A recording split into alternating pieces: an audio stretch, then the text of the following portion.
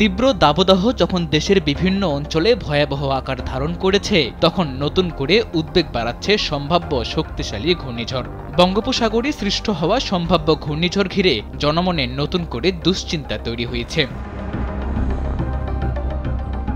এই অবস্থায় কানাডার সাসকাচুয়ান বিশ্ববিদ্যালয়ের আবহাওয়া ও জলবায়ু গবেষক মোস্তফা কামাল পলাশ সামাজিক যোগাযোগ মাধ্যম ফেসবুকে দেওয়া এক পোস্টে বলেছেন, 24 থেকে 28 মের মধ্যে বঙ্গোপসাগরে একটি শক্তিশালী ঘূর্ণিঝড় তৈরির আশঙ্কা রয়েছে। এই ঘূর্ণিঝড়ের নাম হবে শক্তি। শ্রীলঙ্কা এই নাম প্রস্তাব করেছে। পলাশ জানিয়েছে, 24 থেকে 26 মের মধ্যে ঘূর্ণিঝড়টি ভারতের উড়িষ্যা উপকূল থেকে শুরু করে বাংলাদেশের চট্টগ্রাম উপকূল পর্যন্ত যে কোনো স্থানে আঘাত হানতে পারে। স্যান্ডেলিনা সো, রূপচর্চায় আভিজাত্য।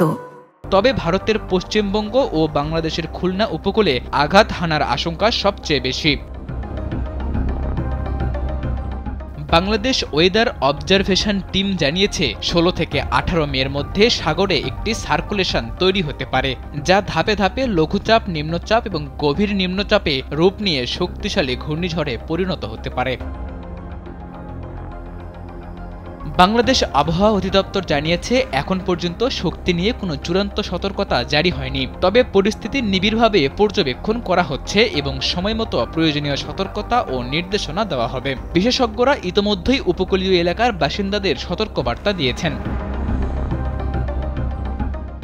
তাদের মতে এখন থেকেই স্থানীয়দের মানসিক প্রস্তুতি নেওয়া উচিত। বিশেষ করে মাছ ধরার ট্রলার ও নৌকা নিরাপদ স্থানে সরিয়ে ফেলতে হবে। পাশাপাশি আশ্রয় কেন্দ্রগুলো প্রস্তুত রাখতে হবে, যেন জরুরি প্রয়োজনে মানুষ সেখানে আশ্রয় নিতে পারে। সাদাতুর রাফি, কালবেলা।